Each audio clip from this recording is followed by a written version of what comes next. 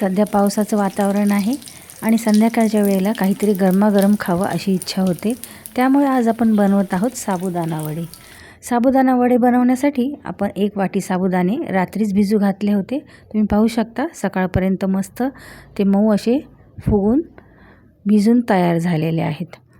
आणि ते बनवण्यासाठी आपण इथे 3 बटाटे कुकरमध्ये उकडून घेत आहोत।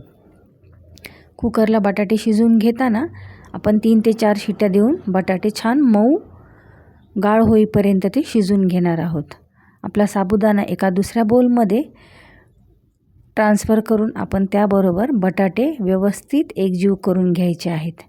आणि त्यामध्ये 3 ते 4 हिरव्या मिरच्या आपण घेतलेल्या आहेत। हिरव्या मिरच्या थोड्याशा मिक्सरवर फिरून घेतलेल्या आहेत।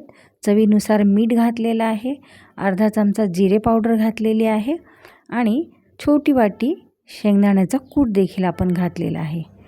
आणि मूठभर कोथिंबीर देखील आपण धुवून हातानेच क्रश करून इथे घेतलेली आहे। हे सर्व एकत्र करून आपण त्याला वड्यासारखा आकार दिलेला आहे। हातावर तेल लावून अगदी चपटे आणि गोल गोल असे इथे मी वडे तयार करून घेतलेले आहेत। तुम्ही पाहू शकता थोडेसे जाड किंवा तुम्हाला जर अगदीच चपटे हवे असतील तर चपट्या आकाराचे वडे आपण तयार करून घ्यायचे आहेत। तेल तापण्यासाठी आपण कढई ठेवलेलीच होती। अगदी कमी तेलावर हे वडे तळून निघतात, त्यामुळे आपण अगदी कमी तेलाचा वापर करून हे वडे तळून घेणार आहोत। एका वेळेस 2 अशा प्रकारे आपण हे वडे व्यवस्थित मीडियम आचेवर तळून घेणार आहोत। तुम्ही पाहू शकता अगदी गोल्डन ब्राऊन कलरचे आपले इथे मस्तपैकी कुरकुरीत वडे तळून तयार झालेले आहेत। 2-2 करून मी असे सर्व वडे तळून घेतलेले आहेत। हे वडे तळताना फुटत देखील नाहीत आणि छान वरून क्रिस्पी आणि आतून मऊ असे वडे आपले तळून इथे तयार झालेले आहेत। साबुदाणा भिजवताना पाण्याचं प्रमाण जर योग्य घेतलं तर साबुदाणा फुटत नाही। म्हणजे 1 वाटी जर साबुदाणा आपण घेतला असेल तर 1 वाटीच आपण पाणी घ्यायचं आहे आणि ह्या योग्य प्रमाणात आपण साबुदाणा भिजवायचा आहे।